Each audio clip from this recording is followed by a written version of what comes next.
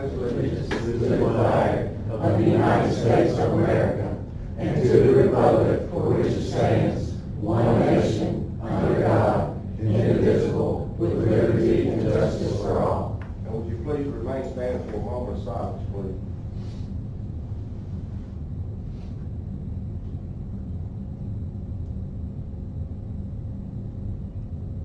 Be seated, please.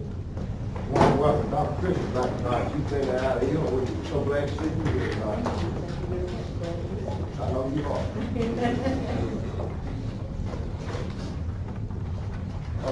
We had a resolution that we emailed out, and without any objection, I'd like to move it down to other business at the end, if there's no, anybody objecting to it. Are there any additions to the agenda?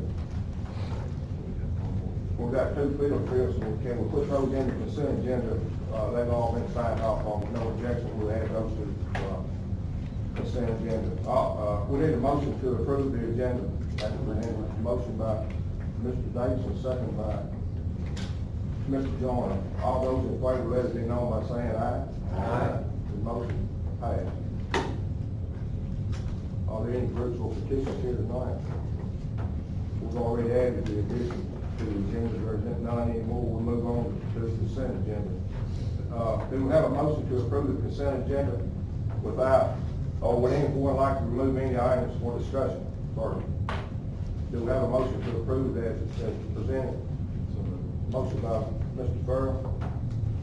Second by Mr. Clark. All those in favor, say aye. Aye. Those opposed, no. The motion passed. Director of Instruction report, Dr. Farrell. Good evening, everyone. Just briefly from the instruction department, every school in the district has recently received a new Promethean award for students and teachers to use. And if you'll look at the board we have here, you'll see some pictures of things that are already going on with boards in each building. So we hope that these are a great addition to our instructional department as we look to integrate more technology into the classrooms. This afternoon, speaking of technology, we had a Thrivus webinar during our in-service, training teachers on some different aspects of Thrivus, and we hope that they found that to be helpful this afternoon as we are finishing up this first year of implementation of Thrivus. And then the third thing I have, and the last thing I have, is we are currently planning our summer professional development opportunities for teachers and looking at doing some training for them as well as administrators. We are talking to the principals at the principals meeting yesterday, and our plan is to have a 2-day institute for our principals and assistant principals this summer. So we're going to start planning that, or we are planning that now, working on bringing in some speakers and on some topics that are relevant to them. Unless anyone has questions, that's all I have. I have a question. Sure. The new boards, do you have something planned to train the teachers on those? Or They've had training. They've already had training? Yes, sir. The training was, I cannot recall the date, but it was approximately about a month ago. And the company came in, when we purchased them, part of that was on-site training. And so every teacher was not trained directly by the staff or by their staff, but we'll use the trainer model that we've used in the past. So they will redeliver that within their buildings. And one thing I did say, the boards are all in mobile carts, so they can be moved throughout the building. Teachers can check those out, take them down to their classrooms. Have you heard about any fights breaking out between teachers at this point? Not yet. It's been pretty civil so far. That's good. Thank you. Any other questions for Dr. Bird? Thank you, Dr. Bird. Next, Dr. Fisher, Director of Operations report. Good evening. Good evening. And thank you all for those of you that have prayed for me while I'm there. I really appreciate that.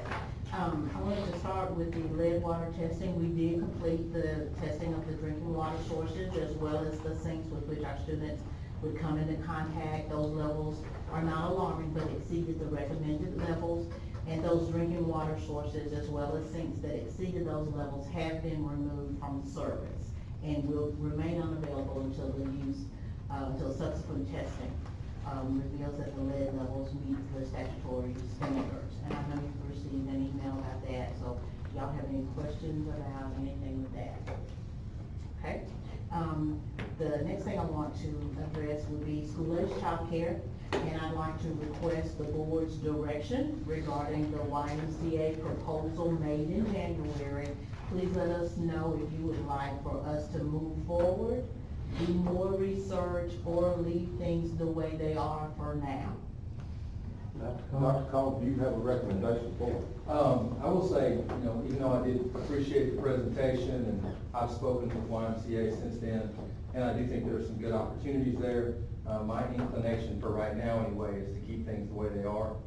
With that said, however, I will say that I've read quite a few emails from parents, as I'm sure you have as well, and was intrigued by some of the suggestions that they gave, and one of those was to form a parent committee that would work with Dr. Turnbow and give some more ideas, or maybe some new ideas and some new things that we could maybe implement within our own system and try that out first. But that's just my recommendation, Mr. Chairman. We've heard a recommendation from Dr. Combs, and we've heard Dr. Fisher asking for guidance. So what's the will of the board at this point? We need a motion. We need a motion to go with Dr. Combs' I make the motion to leave things the way they are. Okay, have a motion by Mr. Clark, second by Mr. Jordan, to leave after school the way it is, and Dr. Combs, we're gonna still work with them and work this thing, make a few changes, like you said, you're gonna have a parent committee on. Yes, sir. Okay. Yes, sir. We're gonna look into That ought to be in the motion too, in his motion, so that they'll all be on the same page and have a parent committee. Yes, sir. Okay. Does everybody understand the motion? Or is there any discussion? All those in favor, let it be known by saying aye. Aye. And those opposed, no. The motion passed. Thank you, Dr. Fisher. You're welcome. Mr. Turner, safety and security update.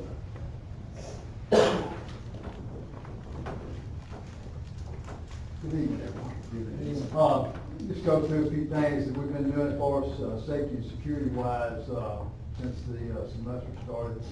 We had the sheriff department and some correction officers, here at the central office on January 8th, and they, gave a gang awareness, presentation to our school administrators so they could take that back and talk with their teachers on that. So, February 28th, Dr. Combs and myself, along with Sean Cullen and Eddie Walker from the Tippecanoe County Sheriff's Department, went to Jackson and attended a Homeland Security workshop or briefing. And as far as working as a team, they wanted us to bring a security team up there to that. So that was February 28th. And then on March the 5th, we had the Sheriff Department in to meet with administrators and to go over or reiterate our active shooter drills as far as what we need to do and how to proceed when it's called to actually, once we get in the classroom, if we're in the classroom and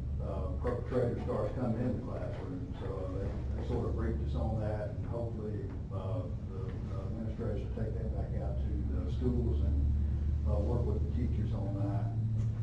Yesterday, we had Dr. Nancy Kelly from Carterville Schools come up, and she was introducing the threat assessment presentation to the principals. We brought the counselors in and some assistant principals.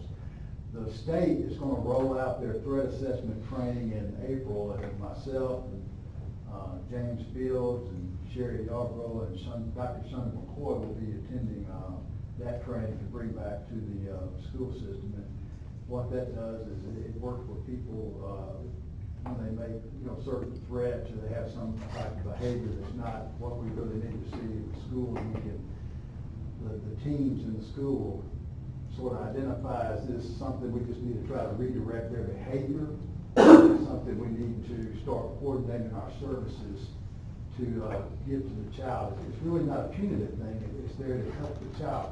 We have several programs, and I'm sort of getting out of my lane, but we have several programs that we offer kids and parents, but sometimes it's not, I don't want to say piecemeal, but it's not a well-coordinated machine, and that's what this presentation or this program should do, is try to tie all of it together. So we're really looking forward to that. We're doing 8 hours of training Shelby County on April the 12th. If that's a Friday, so don't hold me to that, but it's in April. We'll be using some of our security grant money to test visitor management systems, two different ones, Lobby Guard, and one is called Raptor Tech. We're gonna install Lobby Guard at Mumford Middle School, and we're gonna install Raptor Tech at Crestview Middle, and we're gonna run a trial period on that just to see which one we think performs the best. There's a little price difference in both, but certainly want to see which one we can maximize here in the school district. What that'll do, it'll check the sex registry list. They come in, put their ID in there, it scans the barcode on the back of the ID, and you'll know within seconds whether or not they should be able to stay in your school, or you need to get someone up there to help maybe usher them out. So it also is a visitor management tracking system as well. And quite frankly, you can get a few bells and whistles on it, and the secretary or whoever's sitting at the desk, and she can just like hit a button or two, and it can send out like a distress text or something to certain individuals in the building. So it's a little bit more than just checking the sex registry. So we're sort of excited about that, and each one of our schools will get that, and also I'm going to get one up here for the central office as well. So that was one thing. Mike Herman, they reviewed our safety plans from last year, and we had 3 things we needed to approve on. One of them was our visitor management procedure. So this should check that box, and hopefully do more than check the box actually. And then we've also addressed one of the deficiencies we had with our access controls. Or we are addressing that as far as putting access controls on the building for the teachers to enter. We already had the buzz-in systems, but this is the access controls that they can use a key fob or something to get in. So we should be not having any deficiencies at all this next year, unless they change the formula sometimes, so we always strive to do better. I want to talk about a situation we have in Drummond Elementary School today, and I'm going to give kudos out. What time was that, Dr. Fisher, that they called? About 1? Yeah. About 1 o'clock they called, and Southwest was down at Drummond Elementary. There was an electric pole. I'm not talking about a light, I'm talking about electric lines. It was leaning, and it was right by the exit on the kindergarten wing, if you know where I'm talking about. So they didn't close the road down, but no one could go out that way. If you know anything, that's the way the buses go out in the afternoon. So they called up, and I just happened to be going by Dr. Fisher's office, and she hollered at me and told me what was going on, and asked me if I would run down to Drummond's. And so I was heading down there. Basically, what they had to do was change up their whole dismissal process. Now, that might not seem like a lot, okay? But let me tell you. How many buses is that? Yeah. About 20-something buses, who knows how many cars? I mean, I'm just telling you. And, I got down there, I thought, well, I'll go down there and I'll evaluate what they've done, and then I'll make some suggestions, and, I was gonna go, be the save the day. I'm gonna tell you, I got down there and it was laid out. I didn't have to do anything. I mean, they had it down to a T, and I got to looking, and I know one thing, we need to make sure all schools have a bunch of cones. They had those cones laid out. All the traffic, buses and cars, was entering and leaving on Tate Road. I mean, there's a diagram back there. I'll be glad to show you. It was awesome. They had it laid out perfectly. So I want to lift up. We get hammered a lot, but I'm going to tell you what. That staff down there, the administrators, teachers, staff, everybody down there did a fabulous job in getting those kids out. I think, what did I say, it took them 7 minutes longer? 7 minutes longer on dismissal today. And now keep in mind, they were running 1 lane of buses instead of 2. Okay? Awesome job by Drummond Elementary. And quite frankly, I believe if we went to any school in the district, we would find that. Because we have some fabulous people working, and that's one thing they do. Hey Glenn, was there a sheriff's deputy there today? Yes, we, Did he there was, and I'm gonna tell you, I drove by that guy and I asked him how his arm was doing. And, I told him he did a great job.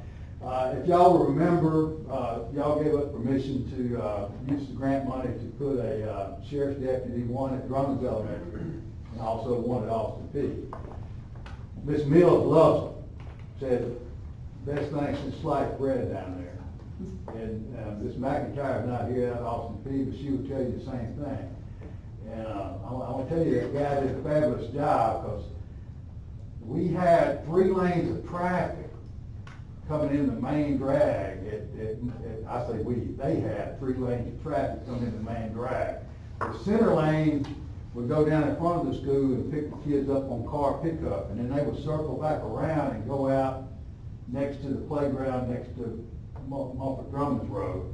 The buses were coming in the exit by the fire department and around picking up, and then they were going out the lane that they had built next to the playground by the fire department. So we had 1 lane down the middle coming and 2 going out. Fabulous job. I mean, just logistically speaking, great. They worked that sheriff deputy to death out there. I'm telling you, I would have had to call in tomorrow, and I might have a few sick days. My arm would have been out, but he's a young guy. I think he'll be back. But, I say one thing for him, Glenn. He slowed the traffic down on that road. Yeah, He he's, parks that car at different locations out there. Yeah. And you can tell if it's out where the people driving the road, they can see that car, they drop it down where they're supposed to.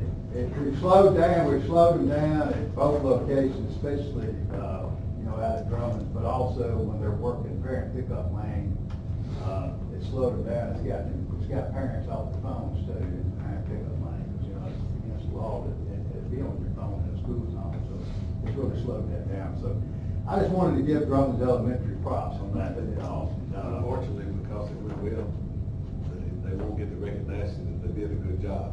If it had been bad, then they would have got the recognition. Unfortunately, that's the way. Well, we get that a lot, but, I felt that it's my privilege and honor to tell how great they did. I don't feel like that. I love public education. Sometimes we don't pat ourselves on the back enough, so I just wanted to do that. And then, that's really the end. We're still, putting the access controls in, still getting cameras and stuff up in the schools, and, some of the other security stuff we had, so, if y'all have any security, questions, I'll be glad to take those, and we'll talk a little bit about internet. Okay, I do. You stated there was 3 things that we came short of: visitor management, access control. What was the third one?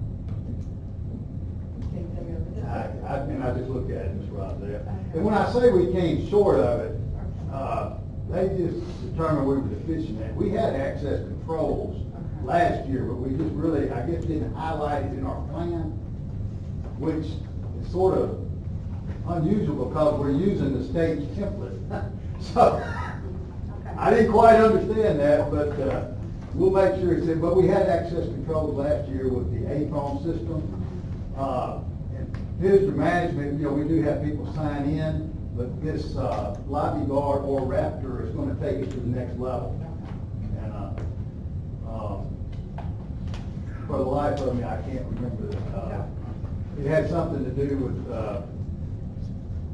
procedures for what your teachers do in a certain situation, which we have that in there, and I don't know why they marked on that, but those 3, we do that, I don't know why, so we'll make sure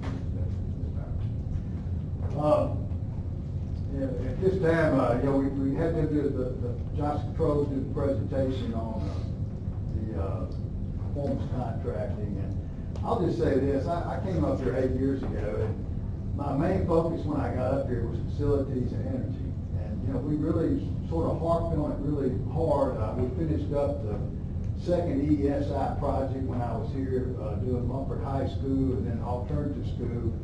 And then we leveraged a lot of that money in TVA rebates, and we redid all the gymnasium lights at that time. And since that time, my job has sort of shifted from energy. Energy is still listed number 1, but quite frankly, I don't spend a lot of time on energy anymore, but we're still doing okay. When I got here, the energy, the electric bill was 1.8 million a year, now it's down to 1.75 million a year. The natural gas budget was like $300,000 a year, and now we've dropped it down to $200,000 a year. That sounds great, but on the flip side of that, water and sewer has come up, so, especially at Montford and Brighton as well. So, you know, we're at a point now where we have some of our air units are the originals. These schools were built in 1982, 1983. We have some original units up there. So, if y'all give us the blessing to move forward, what we can do is we can leverage the changing out the lights, the LED lights. That's the low hanging fruit. If we package all that together, you know, we can make some of the bigger improvements, and it shouldn't cost us a dime outside of what we already have budgeted. So that's what Dr. Combs is looking at doing, is go ahead and doing some capital improvements on very low interest loan, either 1% or 0%, or use some out of the fund balance to do that. Start getting the savings, because it would take us forever for us to do it. We can go ahead and get a company in here to go ahead and get it done, and we can start realizing $300,000 to $500,000 a year savings off what we already have budgeted. I mean, we already budgeted that, so it's almost a no-brainer as far as starting to retrofit stuff and get them to be a little bit more energy efficient. It's just all in how you want to do it. And it's better if we just go ahead and bite the bullet and get it done at once. And so on. I'm not doing as much in energy anymore. I started doing the safety security. I do student insurance, and I spend a lot of time doing that. So anyway, at this time, I would like to ask the board to adopt or approve a motion to allow Dr. Combs to enter into negotiations with Johnson Controls to come up with the energy performance contract. So, motion by Mr. Davidson. Second by Mr. Clark. For Dr. Combs to enter into a negotiation with Johnson's Control for an energy savings contract. Is there any discussion, any question? Negotiation, yes. If there's no other questions, all those in favor, let it be known by saying aye. Aye. Those opposed, no. The motion passed. Thank you, Mr. Turner. Thank you. Peggy Murdoch, financial, no, Mr. Donnie Wallace. Construction report, construction, I think. Yes. I thought I was going home to eat. Yes. Well, to be here. It's been a long time. Thank you, Mr. Dodd. I've not been able to keep up with stuff. You get up here, you get skinny like that. I don't know, that doesn't work yet. We'll start out on the roofs. You know, last fall, in October and November, we replaced partial roofing, Montford Middle, Crestview Middle, and CIA Gym, and that worked out pretty well. We had some rain delays, of course, I think this winter is the rainiest winter I've seen here lately. But we still got a long ways to go. What we'd like to do, try to schedule for this summer if possible, is do the remainder of Montford Middle, Crestview Middle, and also over the cafeteria and kitchen at Covington High School. Now, I have the floor plans. I think you'll have these in your packet. Crestview Middle School, you know, in the red hash marks, you know, is what we've done in October, November. And then in the yellow hash marks is what's the remainder. Crestview Middle was like 74,000 square feet. At Covington High School, you see the yellow hash marks is about 8,200 square feet over the cafeteria and kitchen. this particular thing just about has to be done in summer. Because there may be some structural issue in the decking, the building's not fixed to fall down, but decking material is deteriorating, the point has to be replaced. And it may be opened up to the sky, so we can have to do that in some months. The other one is, Munfordville.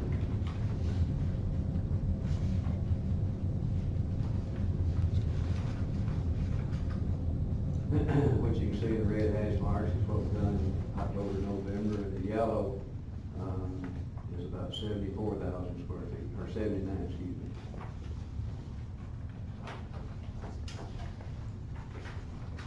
Well, Dr. Combs and I have been working on the budget for this. And, of course, during this budget, I made several phone calls and talked to several people, and as of 2 weeks ago, there are 17 school jobs already scheduled for re-roofing from Memphis to Jackson this summer. So hopefully, we can get in line somewhere. I mean, today it may be 27, I mean, just don't know.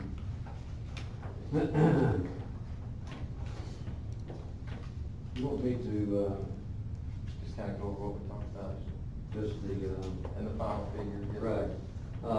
What we're asking for to take out the fund balance is $1,250,000. What we feel like is that's, what we best guess of what, the contractors would bid. I've talked to the contractors, they gave me some figures out there. It's pretty much in line with what we've done in October. Also contacted the roofing manufacturers on material. The material cost has went up just a little, but on this project, somewhere around $3,500. I mean, it's not a whole lot. You've heard a request for, replacing these roofs, and Mr. Wallace is going over, and $1,250,000 what they're, requesting to take out of fund balance to do this work. Do we have a motion for that? Motion by Mr. Benson, second by Mr. Joyner. Are there any questions? I have one thing. Yes. I just want to say this, Mr. Donnie's taken me on a roof tour here in the last 3 months or so, and we pranced on just about every roof in the district. We have 2 more to go to, but they're newer ones. But these three, 2 really, but 3 have absolutely floated to the very top of the list. These are by far the worst in need that we have in the district. That's why we're presenting that, we think it's important enough to take that money out of fund balance, because, they need to be fixed right now. The other issues that come along with it, leaking the buildings and everything else, so that's why those are there. They are at the top of the list. If there's no other questions, all those in favor, let it be known by saying aye. Aye. Those opposed, no. Motion passed. The other issue on the roof is, of course, when the state law requires us any contract over $25,000 to have an architect involved. I have a proposal from A2H, an architect firm that, done one in October. Their proposal is $24,100. What is this for, Mr. Wallace? For the architect. Oh, for architect to do this work Yes. on top of the All law. documentation and. Okay, I got it. Okay, is everybody clear on that? Okay. Do we have a motion to, allow A2H to do this work? Motion by Mr. Clark, second by Mr. Davis. Are there any questions? Those in favor, let it be known by saying aye. Aye. Those opposed, no. Motion passed. All right, the last item is Coleman High School weight room project.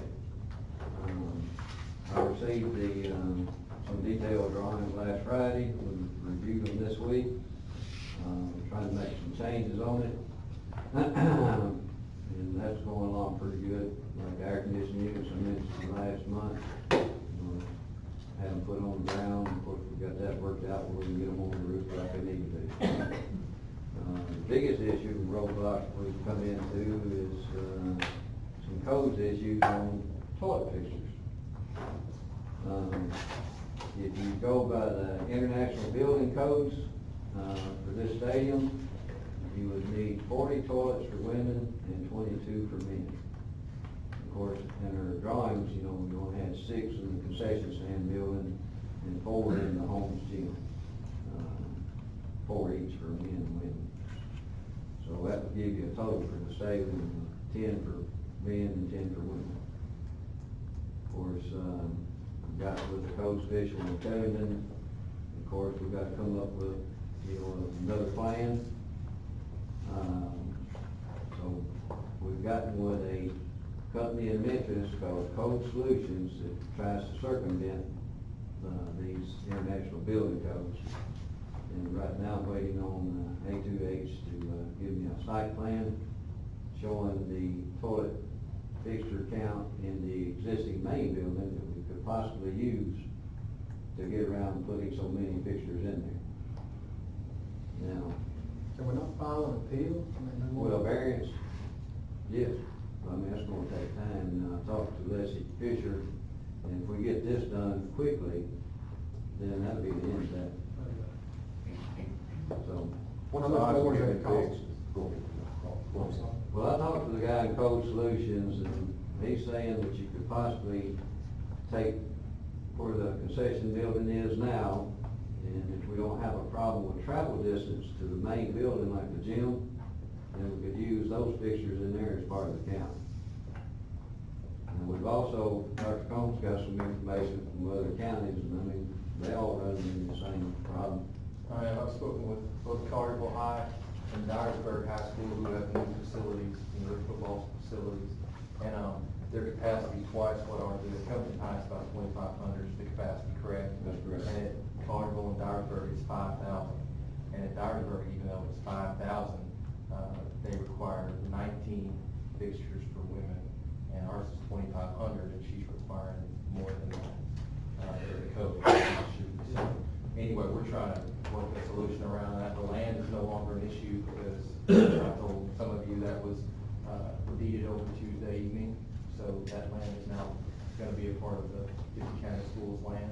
So that's no longer an issue, but the coding is, as Mr. Donnie stated, is where we're blocked for the moment.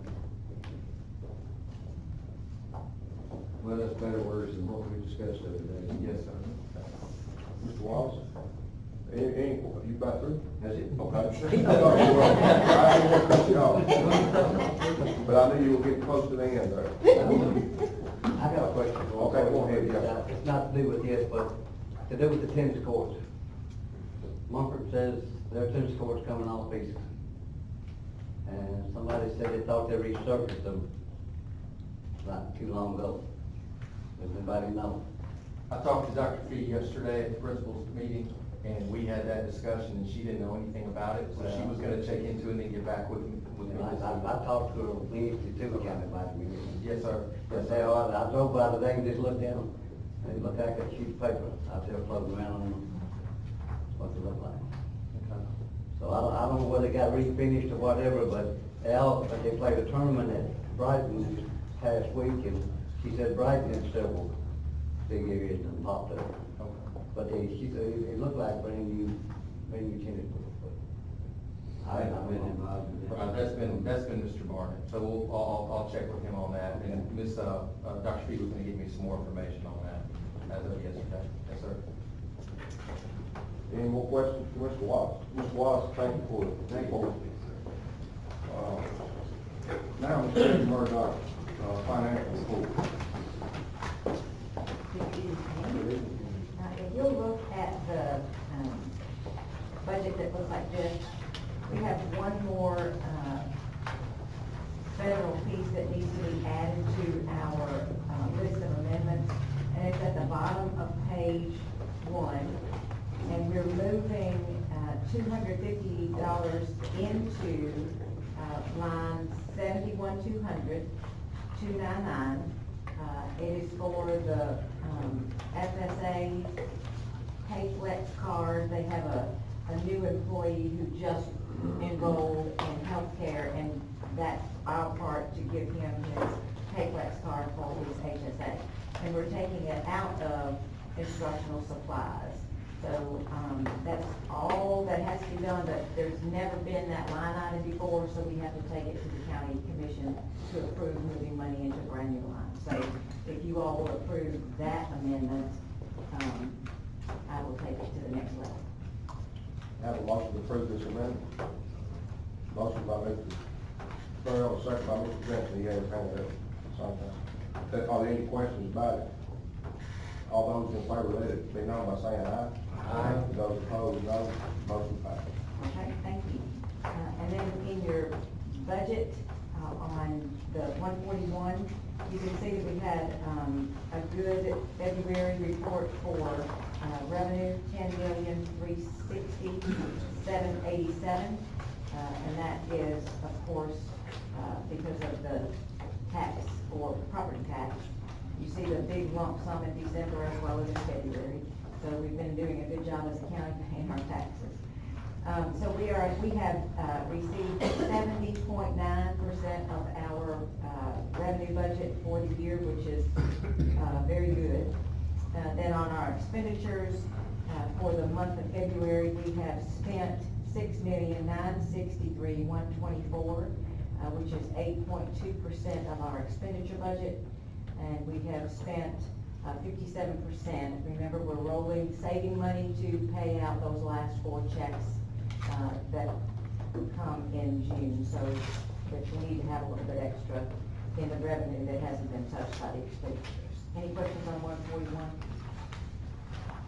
142, they have received $609,601, 8.9% of their revenue. For a total receipts for this year, 49.2% of their revenues. On the expenditures at the bottom, for February, we have spent $643,778, 9.4%. And so they have spent just a shade more than what they have received. But it will equal itself out as the money is drawn down. Any questions about the federal budget? Cafeteria budget, they have received $564,040, 9.8% of their budget. 51.7% of their money has been received. On the expenditure line, you can see that they have spent more than what they have. Their money comes a month late and then some. So their money is coming, and I talked to Mr. Glass this afternoon, and it will come. It's just slow in coming. It's just the processes of the state. So they have spent $482,193, 8.4% of their budget, for a total for these months of 56.7 on their expenditures, which you can see is 5% more than their receipts. Any questions on 143? And capital projects fund 177, you can see we spent a little more money, $5,887 on A2H. That total $22,437 is all to A2H. So we're hopeful that we're going to spend some more money on something other than that. That's all we've spent so far. Any questions about the capital projects? Do we have a motion to approve the financial report as presented? Motion by Mr. Joyner, second by Mr. Perkins. Are there any questions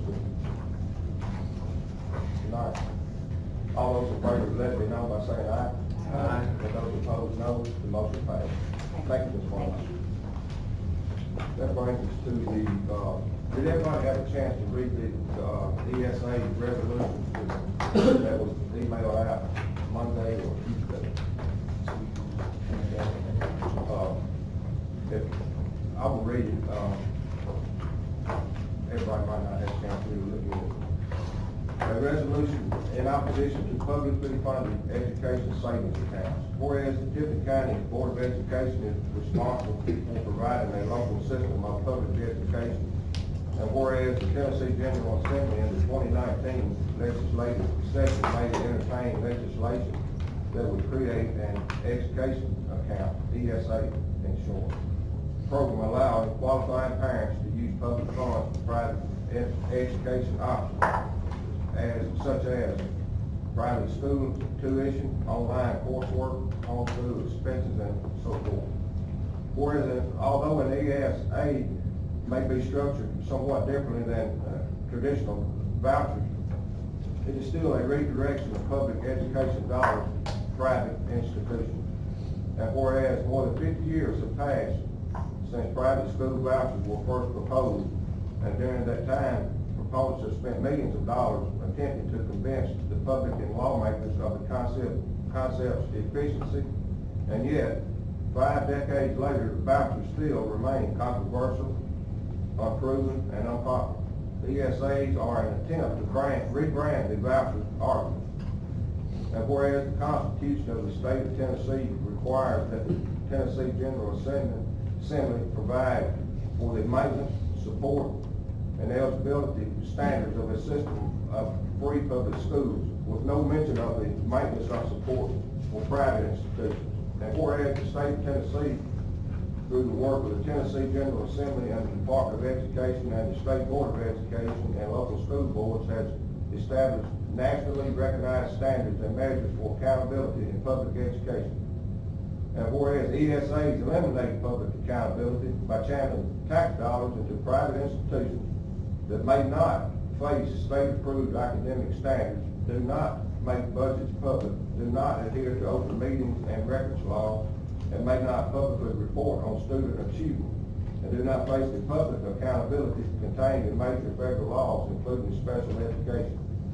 And whereas the ESAs create the risk of fraud, especially when public funds are distributed directly to a bank account, and rather than on a reimbursement basis. The ESA programs require extensive audit programs to ensure that the funds are used properly. And because public education dollars are channeled into private institutions that may not be required to accept all students, nor offer the special services they may need. And whereas ESA's programs divert critical dollars and commitment from public schools to pay private education options for a few students, including many who already attend private schools or homeschools.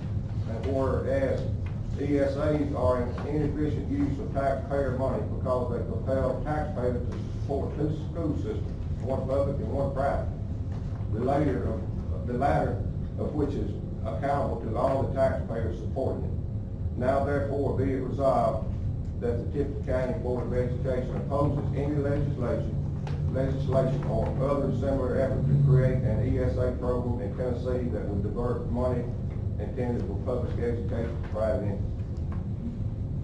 Are there any questions about the resolution?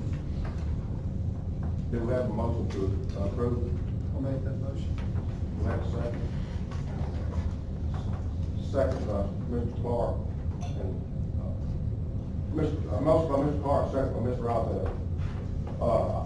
Also in that motion, I would like to do like we did last time on our voucher resolution, send them to, make sure our commissioners, county commissioners get a copy, or county executive gets a copy. Tennessee Secretary of Education gets a copy. Senator Rose, newly elected Senator Rose gets a copy, and Representative Deborah Moody has a copy. Is anybody objecting to that? Okay. Did I leave out anybody? All those in favor of passing the resolution, let it be known by saying aye. Aye. Those opposed, no. The motion passed. I'm gonna pass it around where everybody can sign it. Dr. Holmes will take care of it here. The next thing on the agenda, go ahead. Yeah. The last thing on the agenda, it's been a long evening. This is, the previous board that some of you obviously were on, went through a pretty, intensive process to become a board of distinction again. The last one, I was looking at the date, was 2012, 2014, that's the one hanging up there right now. But y'all completed quite the checklist to become a board of distinction again, and that distinction lasts from 2018 to 2020. So I just want to say congratulations, y'all did a lot of hard work to get there, attending meetings, going to trainings, the retreat that we had, and having to listen to me for a while even was, I guess, part of this. But this is your new plaque, and we'll have it hanging up here, but I just want to present this to Mr. Mr. Martin, congratulations, y'all did a great job. Thank you, Dr. Cole. Getting towards the finish. Thank you,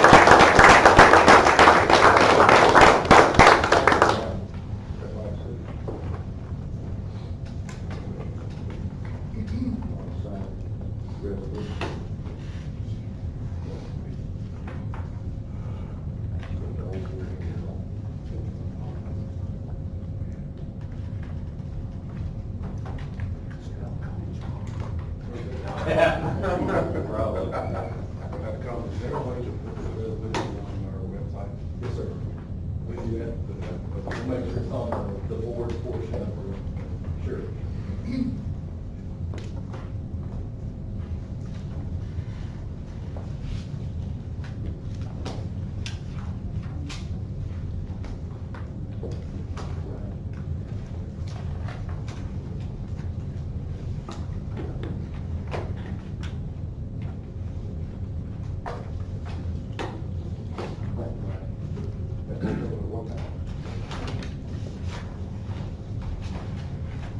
just like to say, I'm glad we're doing this resolution, and it's, you know, that's one of the entities we have, and board members and writing our representatives and stuff. The public's input into this would go a whole lot further than anything we can do. Anything the public would like to chime in on this. Is there any other business tonight? Do we have a motion to adjourn? Motion by Mr. Clark. Second by Mr. Clark, we stand adjourned. Get a picture. Yeah, we all take the board.